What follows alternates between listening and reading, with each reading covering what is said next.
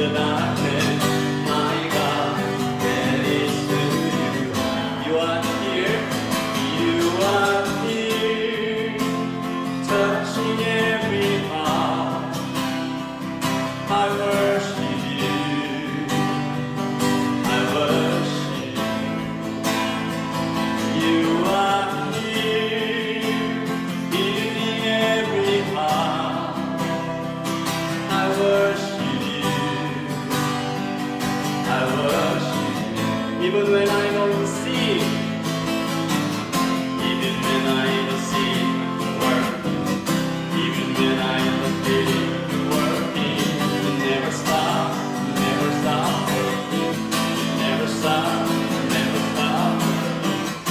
Even when I don't see you working, even when I don't feel you working, never stop working, never stop working. 우리가 찬양합니다. You are here, touching every heart. I worship you, I worship you. You are here, healing every heart. I worship you, I worship you. Waymaker, miracle worker, promise deep, light in the darkness.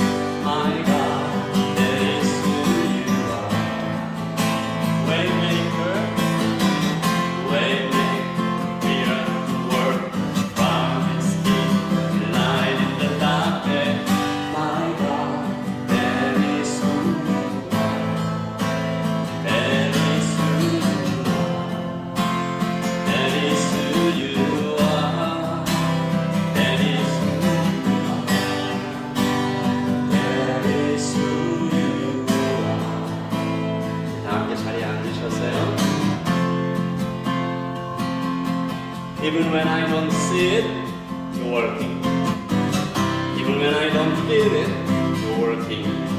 하나님 멈추지 않고 일하시는, 역사를 주관하시는 하나님께 찬양하며 이 예배 가운데에도 우리 가까이 계셔서 일하고 계시는, 역사하고 계시는, 운행하시는 하나님께 찬양과 경배를 올려드리며 계속 예배하겠습니다.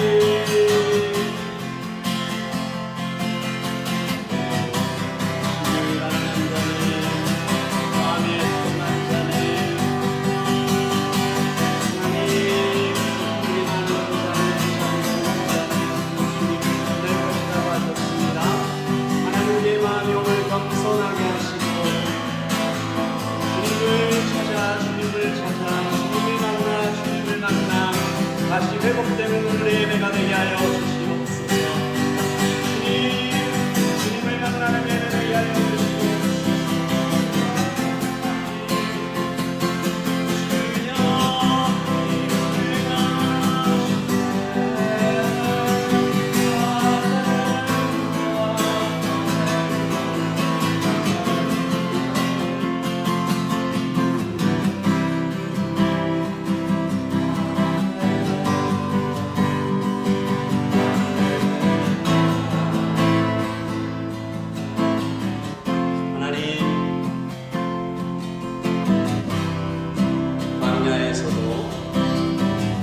높은 산에서도 거친 들에서도 주님을 만나 예배하는 사람들 되게 하여 주시고,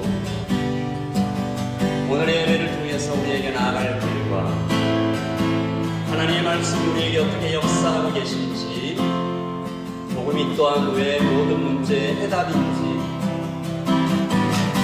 주님을 꼭 만나야 우리의 인생이 살아날 수 있는지 발견하는 예배 되게 하여 주시고, 하나님 여기에 예배하는 우리 형제와 자매들이 앞으로 이 땅 뉴질랜드를 영적으로 이끌어가며 품고 기도하며 사랑을 살려가며 Light in the darkness, 어두운 곳에 빛을 비추어가는 이 모든 형제와 자매들 교회 되게 하여 주시옵소서.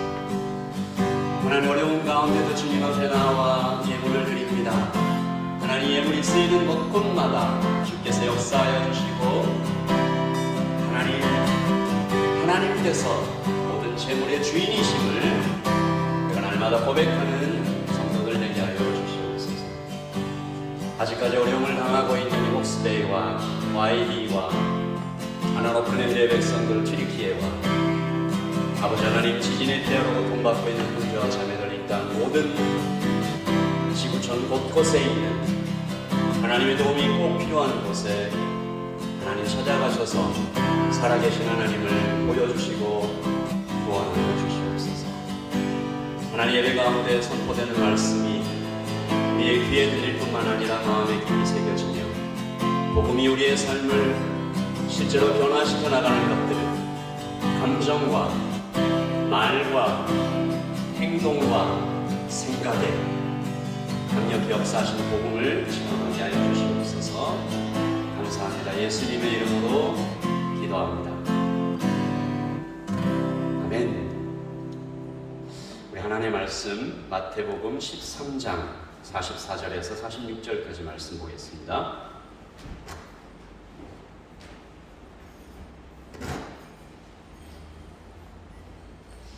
이 말씀이 길지 않으니까요, 우리 다 같이 한 목소리로 마태복음 13장 44절에서 46절까지 말씀입니다. 우리 하나님께서 오늘 우리 공동체에게 주시는 말씀 우리 한 목소리로 읽겠습니다. 시작. 천국은 마치 박쥐에 감추인 보화와 같으니 사람 이를 발견한 후 숨겨두고 기뻐하며 돌아가서 자기의 소유를 다 팔아 그 밭을 사느니라.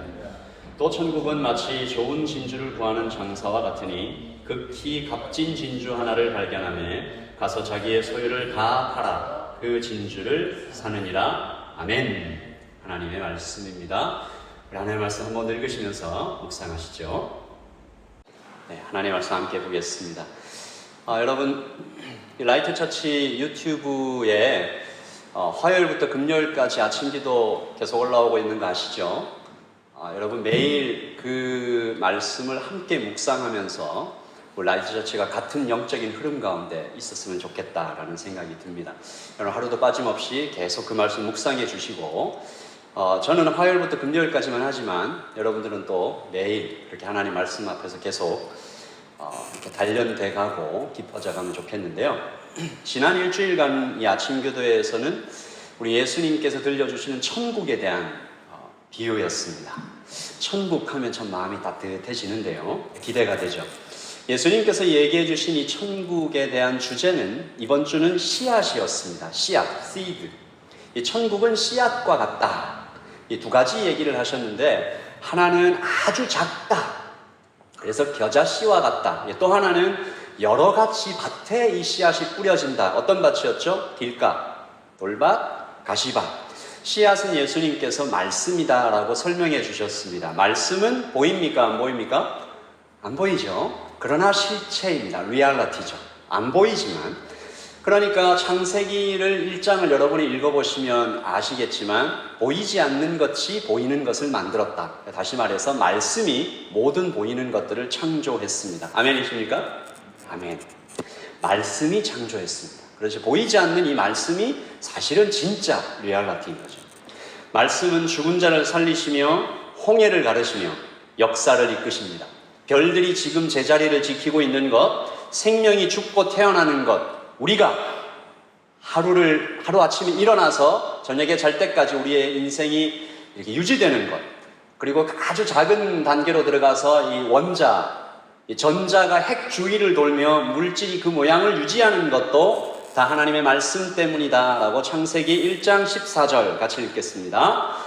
하나님이 이르시되 하늘의 궁창에 광명체들이 있어 낮과 밤을 나뉘게 하고 그것들로 징조와 계절과 날과 해를 이루게 하라.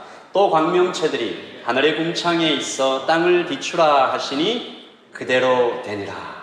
여러분, 이 말씀 가운데 여러분이 가장 좀 감동으로 다가오는 이 단어가 뭐예요? 저는 그대로 되니라. 하나님의 말씀이 선포되면 그대로 됩니다. 아멘? 그래서 제가 매일 아침 여러분이 이 말씀을 읽으시라는 이유는 그 말씀을 읽고 그냥 정보를 쌓으라는 게 아니고 말씀을 여러분의 귀에 들려주세요. 그리고 영혼에 들려주세요. 그러면 그 말씀 그대로 됩니다. 말씀이 여러분의 영혼을 변화시켜 나갈 것을 기대하는 거죠. 그리고 천국의 말씀이, 이 하나님의 말씀이 여러 가지 밭에 뿌려진다라는 것은 제가 해석할 때는 이것은 하나님의 겸손이었습니다. 거룩하신 말씀이 낮은 곳에 무시당할 것을 각오하시고 이렇게 뿌려지는 거죠. 하지만 천국이 약합니까? 약하지 않아요. 약해 보일 수 있지만 그러나 강력합니다. 이 천국에 대한 여러 가지 이미지가 있지만 여러분, 천국은 본질적으로 장소가 아닙니다. 여러분 잘 생각해 보세요. 천국은 장소가 아니고 저를 따라서 해주시오. 통치. 누가 주인이냐에 따른 것이 이 천국의 진짜 이미지입니다. 제가 예전에 아주 옛날에 본 영화인데 미국의 이 프레지던트, 이 대통령이 납치가 됐어요. 그리고 그걸 구하려고 공군이 출동을 했죠. 어찌어찌 하다가 대통령이 구출이 됐습니다. 그리고 구출된 대통령이 공군의 뭐 엄청 멋있는 비행기가 아니고 그냥 카고, 그냥 이게 그 수송기에 탔어요. 그러니까 조종사가 이 헬리콥터에 이제 전화를 하는데 이렇게 얘기합니다. 그 말이 참 멋있었어요. 지금부터 이 비행기의 코드 네임을 바꿉니다. 지금 이 순간부터 이 비행기의 코드 네임은 에어포스 1입니다. 누가 그 비행기에 탔느냐에 따라서 비행기가 어떤 모습이든지 간에 에어포스 1이 되는 거죠. 그런 것입니다. 하나님이 계신 곳이 천국입니다. 여러분, 지금 이 예배당이 천국입니다. 여러분 마음 안에 하나님이 계시면, 그리고 이 예배당 안에 중심이 하나님이시면, 여러분의 마음이 둘로 나뉘어 있지 않으면 이곳이 천국입니다. 하나님이 주인 되시는 곳, 왕 되시면 거기가 천국입니다. 여러분, 우리가 아까 찬양했던 이 찬양 가사인데요. 높은 산이 거친 들이 What matter where on earth he dwell, on mountain top or in the dale, in cottage or mansion fair. 같이 읽을까요? Where Jesus is, that is heaven there. 그 어디나 하늘나라입니다. 옛날 우리 신앙의 선배님들이 정말 멋진 고백을 한 거죠. 여러분들 이 고백 하십니까? 우리 한글로 그 다음 읽어볼까? 시작. 할렐루야 찬양하세. 내 모든 죄 사함받고 주 예수와 동행하니 그 어디나 하늘나라. 여러분, 천국을 매일매일 살아가시기를 바라고, 이 천국을 우리 눈으로 볼 수 없지만 이 천국이 이미와 아직의 긴장 속에서 우리가 살아가지만 이 땅에 이미 임한 하나님의 나라를 맛볼 수 있다라고 하나님 얘기하셨으니까 완성되진 않았지만 그렇게 하나님의 나라를 체험하려고 막 기도하는 거예요. 여러분 마음속으로 한번 대답해 보십시오. 저를 한번 다 보세요. 다 보시고, 여러분은 언제 하나님의 나라를 가장 강력하게 체험하십니까? 언제? 지금 하나님의 나라다. 내 안에 하나님의 나라가 있다. 내가 하나님 나라 안에 있다. 저는 예배 중이었습니다. 저는 항상 예배 가운데 이 하나님의 나라를 많이 체험했어요. 그래서 제가 고등학교 때부터 대학생 시절, 그리고 CCC 간사, 그리고 지금 목사이기까지 예배를 귀하게 여기고 예배 사역자의 꿈을 품고 여기까지 사역하고 달려오는 것 같습니다. 여러분, 예배는 사람이 의지나 노력으로 바꾸는 것 이상을 아득히 뛰어넘는 하나님의 특별한 능력이요 축복입니다. 지난주에 제가 찬양 시작하기 전에 잠깐 여러분께 소개를 좀 드렸었는데, 미국에 있는 에즈버리라는 대학에 Worship That Never End, 그러니까 끝나지 않을 것 같은 예배가 계속 진행되고 있다라는 소식 전해드렸었죠. 지금은 이 세이프티와 이 캐파시티 너무 많이 와가지고 영상을 한번 누가 또 소개한 걸 봤는데, 그 예배당 안에 들어가려면 7시간을 기다려야 된대요. 그러니까 그 안에 1,500명이 들어가서 꽉 찼는데 한 사람이 나와야 그 다음 한 사람이 들어가니까 7시간, 6시간, 6시, 7시간을 기다려야. 그래서 이 예배가 지금은 캠퍼스 밖으로 옮겨졌지만, 옮겨지기 직전까지 2월 8일부터 그냥 우연히 시작된 이 예배가 13일 동안 지속되어 있고, 지금은 미국 안에 있는 200개의 다른 대학으로 이 예배가 퍼져나가고 있다. 이 영상을 한번 잠시 보시고 계속 하나님 말씀 이어가죠. 네.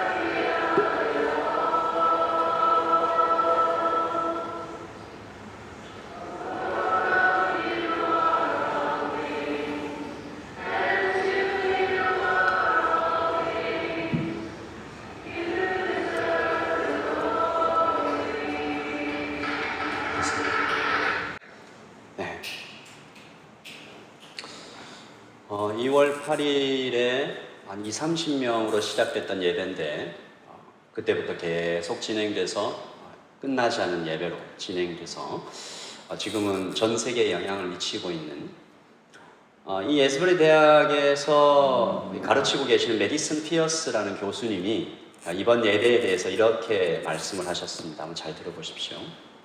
성령의 움직임은 항상 그 시대의 문화 한가운데 있었다. 예를 들어 마운트 헐먼 대회는 선교의 열정을 불러일으켰고, 토론토 부흥에서는 압도적인 기쁨이었다. 캔자스 시티에서는 치유의 은사, 아주사 거리에서는 방언이 나타났었다. 성령님의 이러한 각각의 움직임에서 하나님은 그 세대를 위한 특정한 방식으로 분명히 나타나신다. 이번 우리 대학의 예배에서, 부흥에서 제가 발견한 것도 이 시대에 꼭 필요한 것들이었다.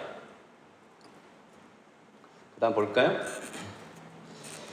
전례 없는 불안을 안고 있는 세대에게 손에 잡힐 듯 분명히 느껴지는 평안, 외로움의 팬데믹 한가운데 있는 이 세대에게 회복적 소속감, 우울증으로 얼룩진 시대에게 진정한 희망, 종교 권력 남용으로 깊은 상처를 입은 이 시대에게 겸손을 강조하는 리더십, 디지털 자극과 방해에 익숙한 이 시대에게 현장의 참여적 예배의 초점. 하나님께서 이 세대에게 의미 있는 방식으로 청년들을 한 사람 한 사람 만나고 계신 것이 느껴진다. 이번 세대는, 우리 세대는 이전 세대와 다르게 자라왔기에 이번 부흥 동안 예전의 부흥과 다르다. 지금의 예배는 기적이나 열심 있는 중보기도나 자발적인 방언이나 치유의 은사, 봉사의 열정도 아니었다. 그것은 온전한 평화의 실제적인 느낌, 회복적인 소속감, 느껴지는 안전함을 통해 얻는 불안하지 않은 현존, 따뜻함을 경험함으로 인해 나오는 회개, 겸손하게 청지기가 된 자들, 소중한 경배를 통한 거룩함이었다. 하나님 아버지는 이 세대를 잘 아신다. 그리고 이 세대에 가장 필요한 그 부분에 자신을 내어주고 계신다. 다음 세대에는 정말 소망이 있다. 하나님께서 일하고 계시기 때문이다. 그리고 예배의 시작부터 이어지는 예배를 계속 지켜본 에스버리 대학의 토마스 교수가 이게 간증을 쭉 써놨던데요. 제가 읽어보겠습니다. 쉽게 설명할 수 없는 일들이 일어나기 시작했습니다. 학생들은 떠나지 않았습니다. 그들은 조용하지만 강력한 초월적 감각에 사로잡혔고 체포를 떠나지 않으려고 했습니다. 그들은 계속 예배를 드렸습니다. 자신과 이웃과 세상을 위해 간절하게 찬양하고 기도했습니다. 회개 기도를 드리고 죄에 대해 무척 아파했습니다. 어떤 사람들은 성경을 읽고 암송하고 있었습니다. 다른 이들은 팔을 들고 찬양하고 있었습니다. 또 어떤 이들은 기쁨으로 빛나는 얼굴로 이야기를 나누고 있었습니다. 분석 신학자로서 저는 있는 것보다 부풀리는 과대 광고에 지쳤고 조작하는 것을 매우 경계합니다. 저는 부흥과 성령의 움직임을 만들어내려는 공허하고 해로운 노력들을 많이 보며 자랐습니다. 그런 움직임과는 어떤 것도 함께하고 싶지 않습니다. 그러나 지금 우리가 겪고 있는 이것은 그런 것이 아닙니다. 어떤 압력이나 과장이 없습니다. 조작이 없습니다. 감정만 고조시키는 부풀림이 없습니다. 오히려 조용하고 고요합니다. 그러나 동시에 강합니다. 희망, 기쁨, 평화가 실제로 거의 만져지는 것처럼 생생합니다. 믿을 수 없을 만큼 강력한 샬롬의 느낌입니다. 성령의 역사는 부인할 수 없이 강력하지만 또한 매우 부드럽습니다. 저는 기독교인의 삶에서 중요하고 필수적인 많은 부분이 매일의 예배와 훈련, 의를 추구하기 위한 순간적인 결정, 희생적인 행위, 이웃에 대한 사랑, 조용한 절망 속에서 숨쉬는 기도에서 일어난다고 굳게 믿습니다. 저는 지금 일어나고 있는 부흥이 말씀을 통한 성령의 일반적인 사역을 대체할 수 없다는 것을 압니다. 하나님의 기이한 일도 제자도의 머나먼 길을 대신할 수 없습니다. 그러나 저는 또한 우리가 성령과의 이런 놀라운 만남을 또한 기꺼이 인식하고 송축해야 한다고 믿습니다. 저는 이번 학기에 대학에서 신학적 인류학 수업을 가르치고 있는데 지난 금요일에 만났을 때 학생들에게 우리가 성부, 성자, 성령과의 예배와 친교를 위해 만들어진 피조물임을 말해 주었습니다. 이것이 우리가 창조된 목적입니다.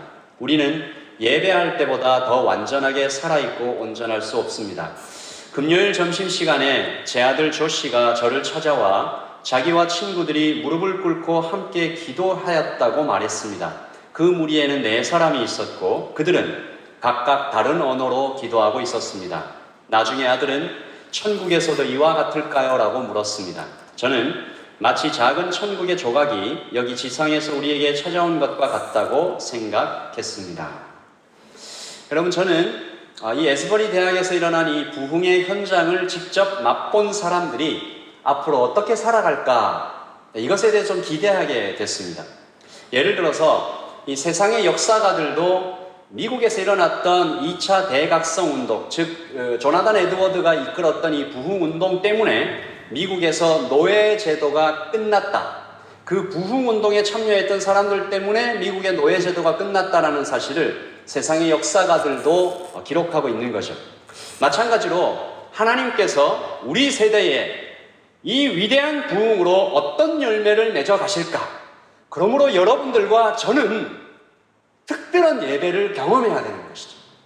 하나님 앞에 나와서 우리가 늘 복음을 공부하며 계속 되풀이하고 있는 말, 나는 내가 생각하는 것보다 훨씬 더 끔찍한 죄인이며 나는 내가 생각하는 것보다 훨씬 위대한 사랑을 받았다.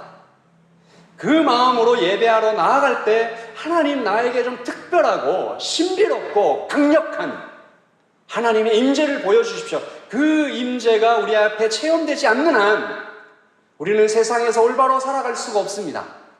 성도로 살아갈 수가 없어요. 그냥 휩쓸리는 거죠. 그 예배를 경험해야, 그 하나님의 살아계심을 체험해야 우리는 세상을 이겨갈 수 있는 것입니다. 여러분, 오늘 저는 마태복음 13장 44절 말씀을 통해서 여러분과 천국을 발견한 사람이 어떻게 살아갈까 같이 읽어볼까요? 시작. 천국은 마치 밭에 감추인 보화와 같으니 사람이 이를 발견한 후 숨겨두고 기뻐하며 돌아가서 자기의 소유를 다 팔아 그 밭을 샀느니라. 아멘. 저는 오늘 이 말씀을 전하면서 조금 급한 마음이 듭니다. 그리고 조금 절박한 마음이 들어요. 여러분, 오늘 이 말씀을 들으시면서 이 사람과 같은 변화가 어떤 그 반응이 나에게서 있지 않다면 여러분, 오늘 하나님 앞에서 반드시 이것을 좀 해결하시기를 바라요. 밭에 감추인 보화를 발견한 사람은 어떻게 살아갈까? 하나님 나라가 최고의 가치라는 사실을 발견한 사람은 이 다음부터 어떻게 살아가고 어떤 말을 하고 어떤 생각을 할까? 우리 세 가지를 좀 살펴보려고 하는데요. 나에게서는 이것들이 있는가? 한번 좀 살펴보십시다. 어떤 사람이 이제 밭에서 일을 했겠죠. 밭에서 일을 하다가 보물을 발견하고 이 밭을 사기 위해서 자기의 소유를 팔았다고 했으니까 이 밭은 자기 게 아니에요. 그러니까 이 사람은 아마도 가난한, 뭐라고 해야 돼? 이게 한국말 여러분 이해하실지 모르겠는데 소장농. 그러니까 주인의 밭을 대신 이렇게 일해주는 인플로이인 거죠. 가난한 사람이에요. 자, 이 사람은 자기 땅에 없는 가난한 사람이에요. 그런데 그가 이 밭에서 일을 하다가 보물을 발견했어요. 엄청난 보물이었나 봐요. 자, 그 다음에 이 사람은 어떤 반응을 보이기 시작했을까요? 첫 번째, 시작. 기쁨, 꺾이지 않는 행복. 우리 말씀을 한 번 더 읽습니다. 시작. 천국은 마치 밭에 감추인 보화와 같으니 사람이 이를 발견한 후 숨겨두고 기뻐하며 돌아가서 자기의 소유를 다 팔아 그 밭을 샀느니라. 아멘. 오해를 막기 위해서 제가 잠시만 말씀드리면 여러분 이거 들으면서 또 너무 정직한 사람들은 이런 생각 들 수도 있죠. 여러분 이게 비유예요. 밭에서 보물 발견했으면 정부에 신고하고 주인을 찾아줘야 되는 것 아닌가 라는 생각을 하실 수 있는 분이 있는데 이 비유입니다. 하나님 나라가 엄청난 가치가 있다는 것을 설명하는 비유죠. 그거 생각하시면서 자, 이 사람에게서 가장 먼저 발견되는 것은 기쁨입니다. 여러분 한번 상상을 해봐요. 여러분이 집에 있는 자녀입니다. 어느 날 아빠가 집에 평소보다 좀 일찍 들어왔어요. 말씀은 이렇게 구체적으로 안 하시는데 이 숨길 수 없는 기쁨이 표정과 온몸에서 이렇게 막 뿜어 나와요. 요즘 같았으면 어떤 걸까요? 로또에 당첨을 된 사람? 뭐 떠올리면 비슷한 느낌일 수도 있어요. 아침에 이 아버지가 일하러 나갈 때는 일상 속에 반복된 지치고 꿈을 잃은 어쩌면 우울하게 짜증 섞인 표정으로 오늘도 내가 이 피곤한 일을 이렇게 나갔을지도 모르겠는데 돌아올 때는 완전히 변했습니다. 넘치는 기쁨, 심장이 쾅쾅쾅 뛰어요. 숨기려고 해도 자꾸만 새어나오는 웃음이 만면에 퍼집니다. 주변에서 돌아올 때 벌써 여러 명이 물었어요. 당신 무슨 일 있냐? 왜 이렇게 밝아 보이냐? 발걸음이 힘차다. 어깨도 쫙 펴졌네. 목소리가 벌써 다르다. 왜 자꾸 실실 웃냐? 미친 건가? 그런데 좀 이상하다. 너 진짜 뭔가 있지? 무슨 일이냐? 이 기쁨은 꺾이지 않는 행복으로 이 사람 속에서 불타오릅니다. 꺼지지 않는 불과 같아요. 누가 나쁜 말을 해도 자꾸 웃음만 나오는 거죠. 제가 직접 들은 얘기인데 어떤 사람이, 제 후배인데요. 어떤 사람이 우연히 큰 돈을 벌었어요. 그때부터 이제 너무 큰 돈을 벌었지만 그래도 이제 직장을 나가기로 결정을 하고 그 다음 날부터 직장을 나가는데 이상하더래요. 자기가 직장에서 무슨 일이 있어도 짜증이 안 난대. 보스가 화를 내도 후배가 사고를 쳐도 뭐 좀 버릇없게 해도 마음에 평안이 있고 기분이 상하지를 않더래요. 꺾이지 않는 행복 같은 것이 그에게서 시작이 됐습니다. 여러분 어떠실 것 같아요? 쓰면 없어지는 돈에게도 영원한 가치가 전혀 없는 세상의 어떤 것도 사람에게 꺾이지 않는 행복 비슷한 것을 불러일으킬 수 있습니다.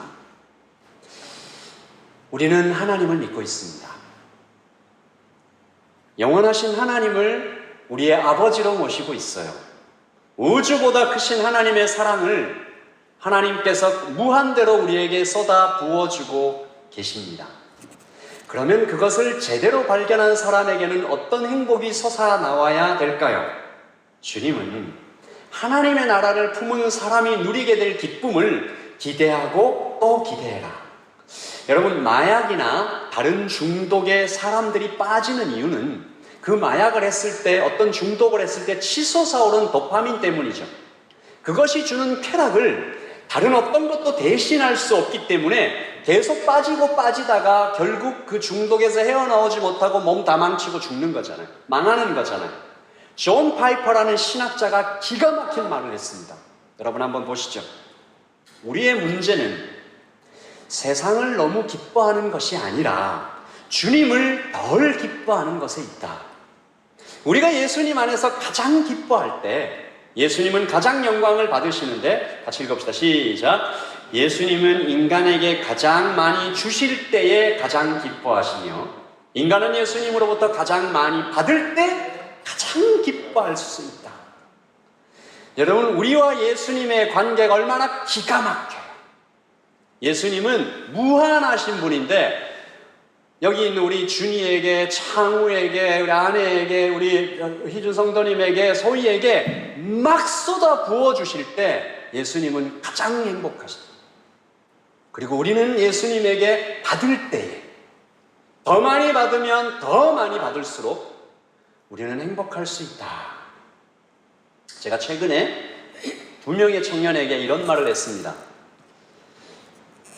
그 청년이 그걸 듣고 기분 나빠하지 않은 것은 참 하나님의 은혜인 것 같아요. 제가 2명의 청년에게 이렇게 말했습니다. 너네들은 진짜 교만한 것 같다. 너네들은 어떤 면에서 큰 죄를 짓고 있어. 어떤 죄입니까? 하나님께서 그 2명의 청년에게 넌 정말 멋있어. 넌 최고야. 넌 정말 아름다워. 너는 정말 멋진 인생을 살아갈 거야. 너는 나의 사랑을 무한하게 받고 있어. 나는 너 때문에 기쁨을 이길 수가 없어. 라고 하나님께서 계속 얘기하시는데 그 두 청년이 하나님한테 뭐라고 반응해요? 그 마음속에서 뭐라고 얘기해요? 저 그렇지 않아요. 저 그렇게 멋지지 않아요. 저 그렇게 좋은 사람 아니에요. 저 하나님 저 그렇게 많이 사랑하시지 않아도 돼요. 자꾸 거절해요. 하나님이 우리를 얼마나 사랑하시고 얼마나 귀하게 보시고 얼마나 크게 보시는지 계속 얘기를 해주셔도 자기가 아니래. 죄다.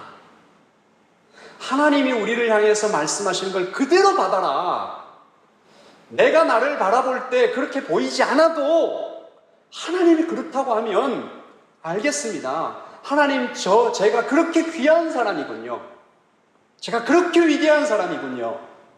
제가 그렇게 멋진 사람이군요. 그렇게 대답해라. 그게 겸손이다. 천국이 주는 기쁨은 가장 크면서 가장 안전합니다. Infinite and eternal joy. 이것이 하나님의 나라 안에 있습니다.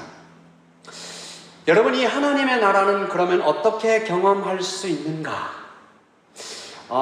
이 기쁨이 하나의 반응이라면 또 하나의 반응도 당연히 찾아오겠죠. 오늘 이야기 속 남자는 우연히 보물을 발견한 것처럼 보입니다. 보물은 은혜는 선물로 주시는 것이죠. 하지만 그가 이것이 이제 우리가 복음을 설명할 때 우리가 잘 들어야 되는데 은혜는 선물로 받습니다. 행위로 받는 거 아니에요. 우리가 뭘 잘해서 하나님의 그 어마어마한 사랑을 받는 게 아닙니다.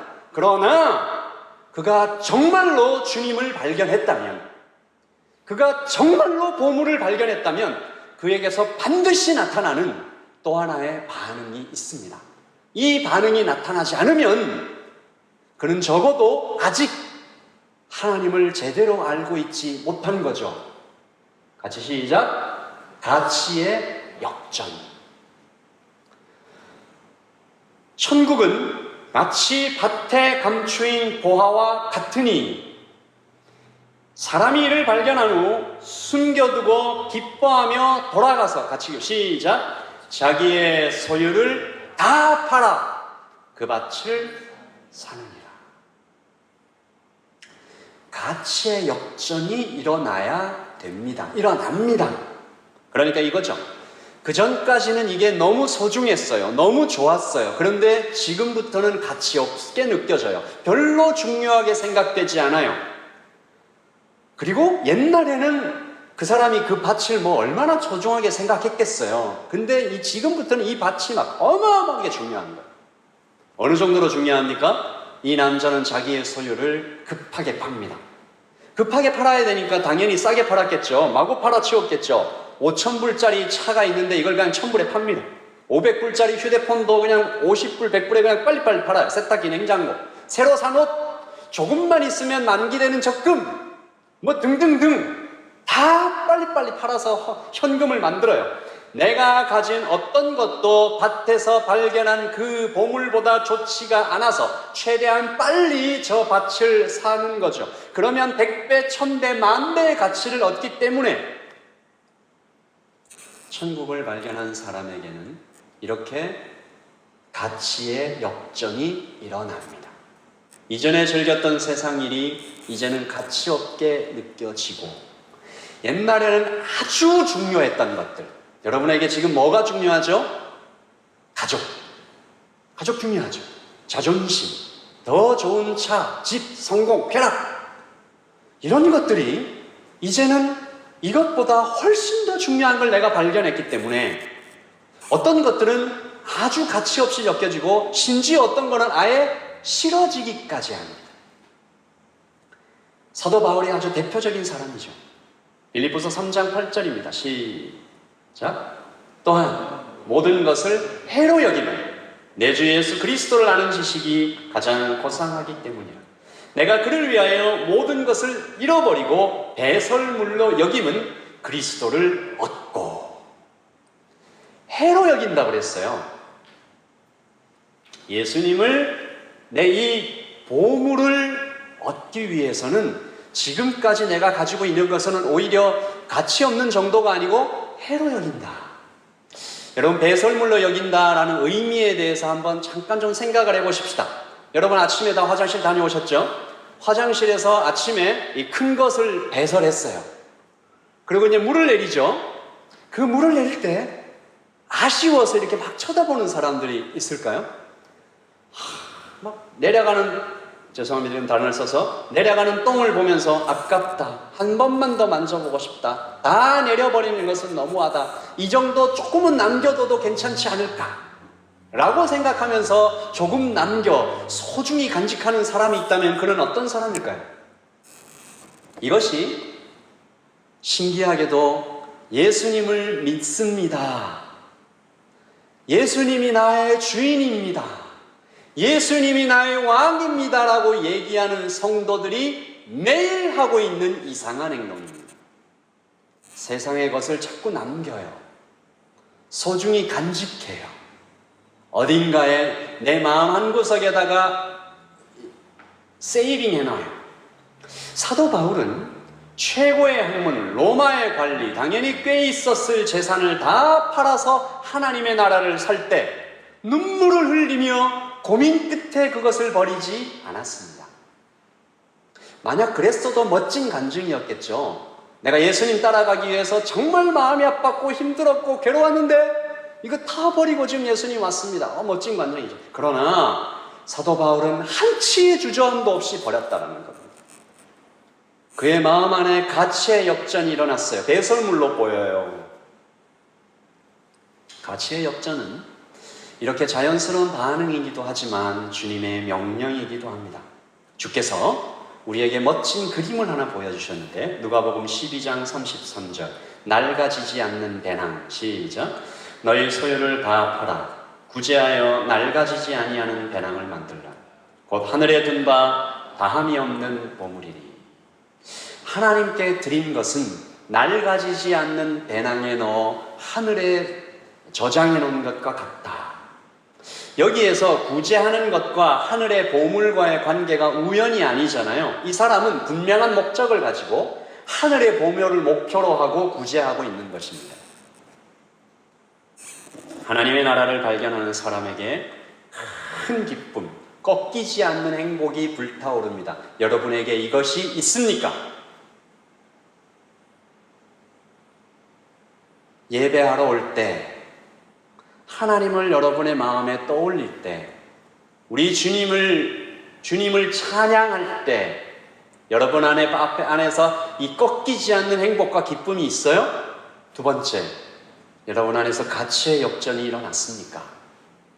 이 두 가지를 여러분이 깊이 보시고, 나는 왜 그렇지 않을까? 물론 이 모든 것이 술술 흘러가는 것만은 아닐 것입니다. 그는 이 가치의 역전을 실천하면서 상당한 오해와 핍박을 받게 되겠죠. 아까 사도 바울 예를 들었는데 사도 바울은 거의 죽을 지경까지 몰렸잖아요. 그의 가치의 역전이 다른 사람에게는 굉장한 압력으로 작용하기 때문입니다. 세상은 그를 이해하지 못해요. 그래서 그에게 발견되는 세 번째 모습, 이 세 번째 모습도 예수님을 발견한 사람에게 반드시 나타나는 겁니다. 멍해죠. 오해와 핍박이죠. 세상은 이해할 수 없는 길을 여러분이 걸어가니까 여러분은 이렇게 오해와 핍박을 받으며 멍해를 진 것 같은 마음으로 걸어갈 수 있습니다. 이 남자의 아내와 가족들을 좀 생각해 보지요. 만약 그들이 이 남편과 이 아빠가 봤다는 보물을 말은 들어도 눈으로 못 봤다면 아빠 말렸겠죠. 아빠 왜 이러시냐고. 이 차 얼마 전에 산 건데 왜 자꾸 이렇게 싸게 파냐고 계속 말렸을 거예요. 그럼 고통받죠. 오해받고 핍박받고. 여러분 언제까지 그는 고통받을까요? 밭을 사서 일단 다 팔아야 되겠죠. 소유들을 다 팔아서 현금을 마련하고 가서 밭을 사고, 그때까지도 몰라요. 아무도. 계속 오해받고 핍박받고. 언제까지요? 땅을 파서 거기에 있는 보물이 모습을 드러나면 여러분 성도들에게 이때는 언제일까요? 예수님 다시 오실 때겠죠. 예수님이 구름 타고 세상에 이렇게 오실 때겠죠. 그때까지 우리는 남은 이해할 수 없는 길을 걷게 될 수도 있습니다. 이것이 성도의 삶과 참 많이 닮아 있죠. 지난주 설교와 그래서 이번 주 설교가 좀 이렇게 겹치는 것 같아요. 세상에서 하나님의 백성으로 살 때 받는 오해와 핍박은 마치 멍해와 같습니다. 우리 어깨에 짊어져 있는 꽤 무겁게 느껴지고 아프게 느껴지는, 그러나 다시 말씀드리지만 이것은 사단의 이 속임수와 같아요. 우리는 이런 모습이 있다고 생각합니다. 예수님의 멍에를 나의 멍에, 예수님이 이렇게 나한테 확 이렇게 짊어지게 하시는 멍에를 내가 메고 예배도 막 하기 싫은데 해야 되고 막 돈도 없는데 막 헌금해야 되고 봉사해야 되고 누구 사랑해야 되고 하기 싫은데 막 어떤 규칙과 규율로 꽉 찬 우리의 이 신앙생활. 그래서 힘들다. 그리고 이것을 다 벗어버리고 저기 세상 사람들처럼 함하게 놀러 다니고 신나게, 이런 두 가지의 모습이 있다고 오해할 수 있습니다. 이건 진짜 모습이 아니잖아요. 진짜 모습은 뭡니까? 사람이 자기 인생의 짐을 혼자 다 지고 가는 모습과 예수님이 우리의 인생의 짐을 져주시는 모습, 이게 진짜입니다. 내 짐을 내가 지고 가는 것과 내 짐을 주님이 대신 지고 가는 모습, 이 두 가지뿐입니다. 주님 따라가면서 고생이 많다, 세상에서 성도로 사는 것 힘들고 어렵다, 많이들 그렇게 말하는데 물론 그럴 수 있죠. 예수님 따라가다가 목이 베어 죽은 사람도 있고, 선교지에 가서 이름도 없이 빛도 없이 시신도 못 찾고 그렇게 지나간 선교사님들 있으니까 겉으로 보면 충분히 그럴 수 있습니다. 사도 바울도 그럴 수 있겠죠. 이 가말리엘의 수제자였다고 하면 그 당시 유대인에서 가장 높은 위치고 로마의 관리였고, 이게 다 내려놓고 쫓기면서 두들겨 맞고 하고 있으니까 겉으로 보면 충분히 그럴 수 있습니다. 하지만 정말 그럴까? 예수님 따라가면 고생하고, 난 대답해 보십시오. 예수님 따라가면 고생하고 세상 따라가면 고생이 없나?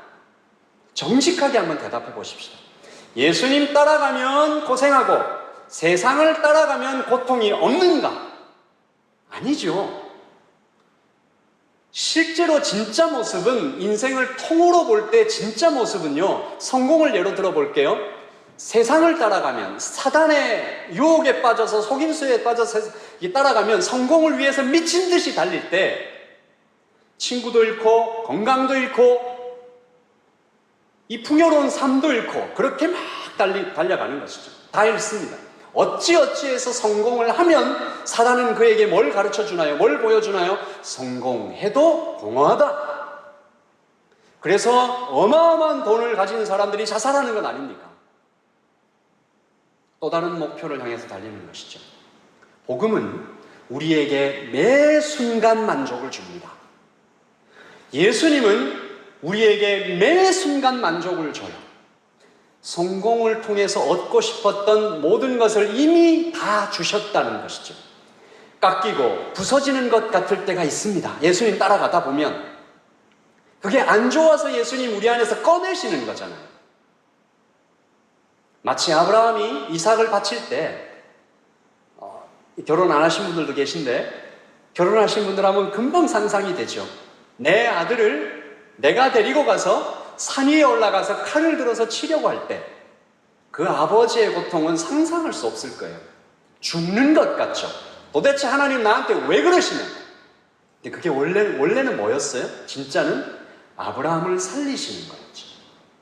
이삭을 제대로 사랑할 수 있도록 신으로 모시지 않고 정말 제대로 하나님 안에서 멋지게 풍성하게 제대로 서로 사랑할 수 있도록 하나님께서 그렇게 만들어주시는 과정이었잖아요.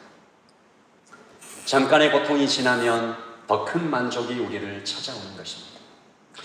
그래서 오늘 라이트 처치의 성도님들, 보물을 발견한 사람에게서 나타나는 이 세 가지, 여러분 안에서 왜 나는 이 끊기지 않는 이 행복이 왜 없을까? 주님께 질문해 보시고, 내게서는 이 가치의 역전이 왜 더 풍성하게 일어나지 않을까 질문해 보시고, 오해와 핍박을 받으면서 걸어가는 성도의 삶에 하나님 용기 주십시오라고 기도하는 것입니다. 성도의 삶은 마치 이와 같습니다.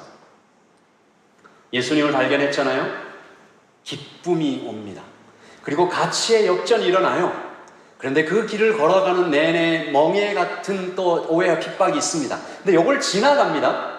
그럼 이 멍에가 기쁨으로 바뀌어요. 그리고 또 다른 가치와 역전이 일어납니다. 그리고 그 다음에 또 하나님께서 처리하고 싶은 또 무언가가 나타나죠. 또 이렇게 우리의 인생은 점점 예수님을 닮아가며 그 다음 단계로 성장하고 성숙해 가는 것이죠. 여러분 이제 한번 기도하십시다. 눈을 감고 그 마음속에서 막 일어났던 기쁨, 밭에 감추인 어마어마한 돈을 발견한 사람이 기뻐하는 그 기쁨처럼 영원하신 하나님을 발견한 우리에게 왜 이 기쁨이 나타나지 않을까? 주님, 우리의 눈을 더 확 열어주세요. 그래서 그 기쁨 때문에 우리의 삶 가운데 가치의 역전이 일어나게 해주세요. 우리 라이트 처치 성도님들은 한 사람도 세상의 것에 마음 두지 않고, 그래서 주님을 따라가는 길에 때때로 멍에와 같은 오해와 핍박이 있지만 주님을 제대로 발견하면 그것이 또 기쁨이 되어갈 것입니다. 우리 이 시간 좀 기도하십시다. 주님, 그 부모를 더 발견하게, 그 예수님을 더 발견하게, 하나님의 나라를 더 많이 누리게, 주저없이 세상의 것들을 버리고 오해와 핍박도 감사하며 끌어안고 하나님의 나라를 아주 가까이에 마음을 모시며 살아가는 우리 모두가 되게 해달라고 같이 기도할까요?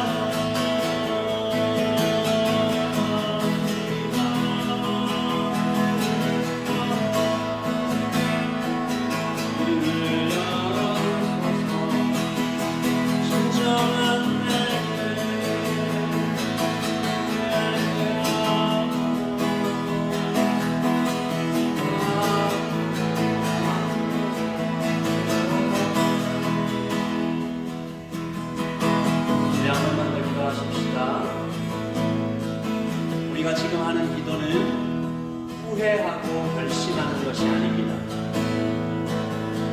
우리가 하는 기도는 주님 앞에, 하나님 앞에 서는 것입니다. 하나님께서 나에게 어떻게 말씀하시는지 듣는 것이지요. 나의 생각이 하나님의 생각과 다를 때 그것이 하나님께 죄가 된다는 사실을 인정하고 엎드리는 것입니다. 여러분, 오늘의 기도가 단지 후회하고 단지 마음을 굳게 먹는 결심이 아니라 하나님이 나를 바라보시는 그 따뜻한 눈을 마주 대하는 임재의 순간이 되기를 바라면서 다시 한번 기도하겠습니다.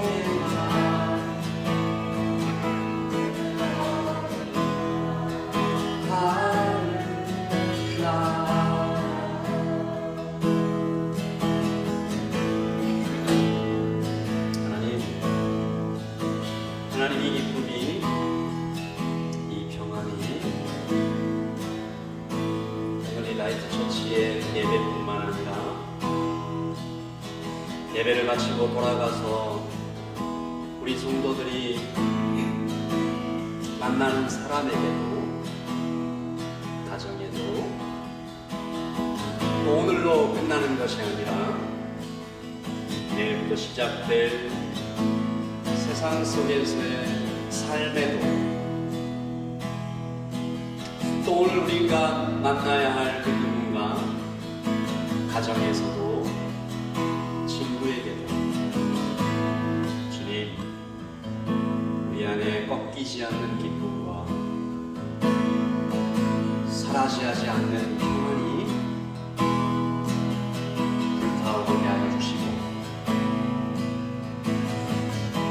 하나님, 우리가 우리 마음속에, 우리의 생활 속에 가치의 역전이 매일매일 점점 더 많이 일어날 수 있도록 주님 우리를 이끌어 주십시오.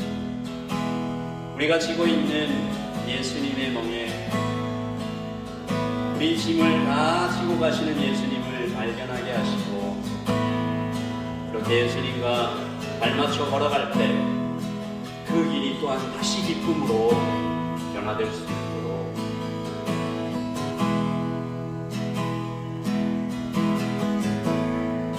여기 모이는 모든 형제와 자매들에게 함께하여 주십시오. 주님, 우리가 복음을 말로만 말하지 않게 하시고, 살아계신 우리 하나님을, 아주 가까이 계신 우리 주님을 만나가며 교제해가며 살아갈 수 있도록 모든 성도들에게 함께하여 주시기를 소원합니다.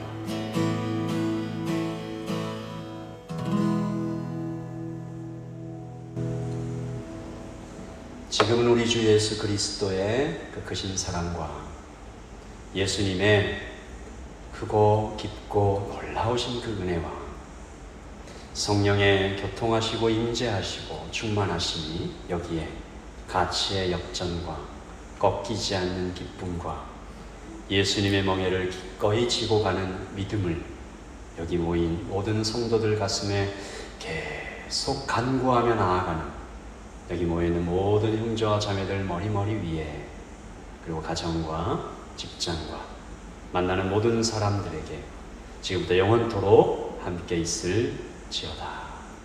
아멘. 우리 자리에 앉으십시오.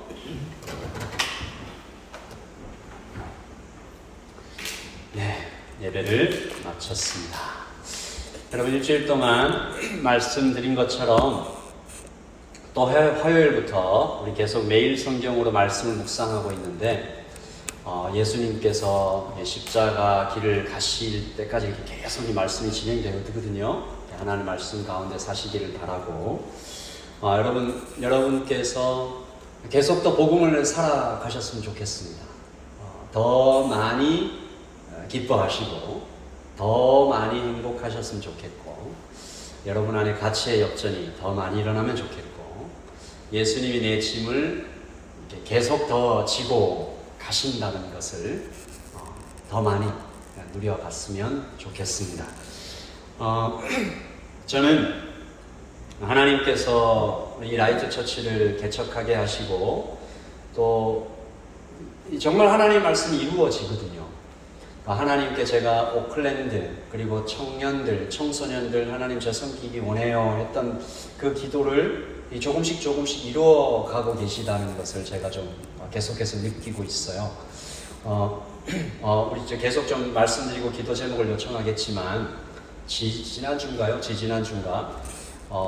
그 국제 코스타 본부에서 연락이 와서 4월 달에 있을 멜번 유스 코스타에 말씀을 전해달라는 요청을 받았습니다. 그래서 저는 4월 11일부터 그 멜번 유스 코스타에 가서 말씀을 전하게 되는데, 그 전화를 받자마자 제가 그렇게 느끼는 거예요. 하나님께서 한 작은 목사가 기도했던 것들도 계속 그렇게 잊지 않으시고 일을 이루어 가시는구나. 그러니까 저한테만 그렇겠습니까?